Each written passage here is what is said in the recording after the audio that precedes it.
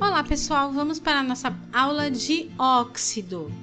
O óxido, ele é um composto binário, também é uma função inorgânica. Um composto binário significa que é composto de apenas dois elementos, sendo que o oxigênio ele tem que ser o mais eletronegativo dessa duplinha aí, tá bom? Então vamos lá para as características do meu óxido.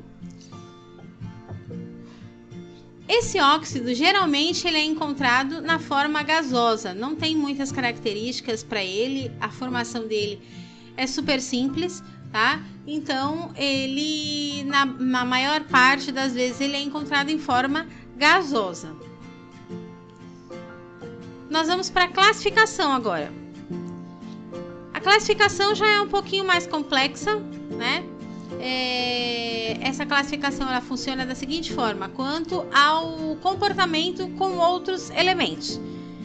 Então, ele pode ser considerado um óxido neutro quando ele não reage com água, nem com ácido, nem com base, né? Então, ele é formado através de ligação covalente, né? Então, a composição sempre vai ser de ametais. Exemplo aí, o CO, que é o nosso gás carbônico. Melhor, monóxido de carbono. A gente tem aí o óxido básico, que é aquele que é um metal, esse metal presente na fórmula, ele vai apresentar uma carga elétrica de 1 ou 2 positivo, né? Então ele tem um caráter iônico, por isso ele é chamado de básico, tá? Então a gente tem aí o óxido de sódio e o óxido de bário. Óxido ácido são aqueles que são formados por ametais. Também tem uma característica covalente, só que na presença de água ele vai acabar produzindo ácido, e na presença de base ele vai originar um sal e uma água. Então a gente tem aí como exemplo óxido de enxofre. A gente tem também o óxido duplo ou misto, que é originado então da junção de dois óxidos de um mesmo elemento, tá? Então eu tenho aí o óxido de ferro. E a gente tem o óxido chamado óxido anfótero. Esse óxido, na presença de ácido, ele se comporta como um óxido básico, e na presença de uma base, ele se comporta como um óxido ácido. Exemplo é o óxido de zinco. Vamos falar um pouquinho então da nomenclatura desses óxidos. A gente tem uma nomenclatura para os óxidos moleculares, então ele funciona da seguinte forma: a gente tem lá o prefixo que indica a quantidade de oxigênios. Então a gente tem lá mono, di, tri, tetra, tá? Aí na sequência vem a palavra óxido, de, e aí também o prefixo indicando a quantidade. Então, mono, di, tri, tetra. Geralmente o mono a gente não coloca, tá? Quando ele tá lá sem nada é porque ele é um só. E o nome do cátion. Então eu coloquei aqui alguns exemplos. A gente tem o FeO. Então, monóxido, porque tem um oxigênio só, de ferro. A mesma coisa aqui o chumbo, monóxido de chumbo. No caso aqui eu tenho dois oxigênios, então ele vai ficar dióxido de chumbo, porque tem um chumbo só.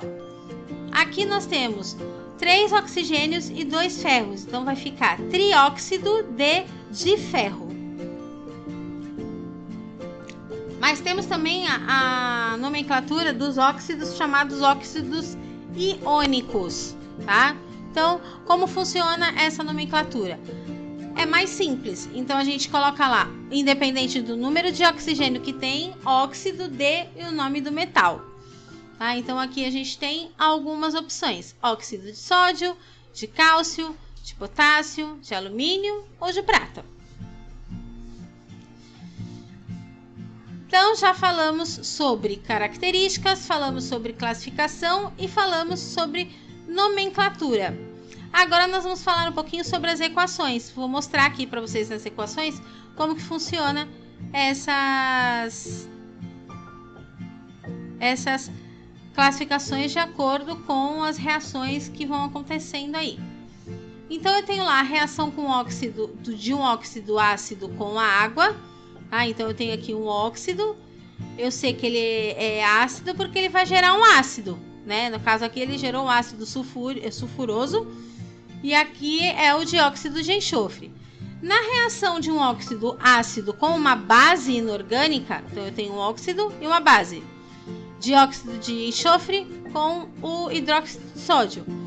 Vai gerar, tá, um sal e uma água, tá, que é o sulfito de sódio e a água. Próximas reações que nós temos aí. Então, a reação de um óxido ácido com um óxido básico, tá? Então, a gente tem aqui o dióxido de enxofre reagindo com o óxido de sódio. E ele vai gerar um sal, que é o sulfito de sódio. Reação de um óxido ácido... já é reação de um óxido básico com a água. Então, tá aqui, eu tenho um óxido, que é o óxido de sódio, mas a água vai gerar uma base.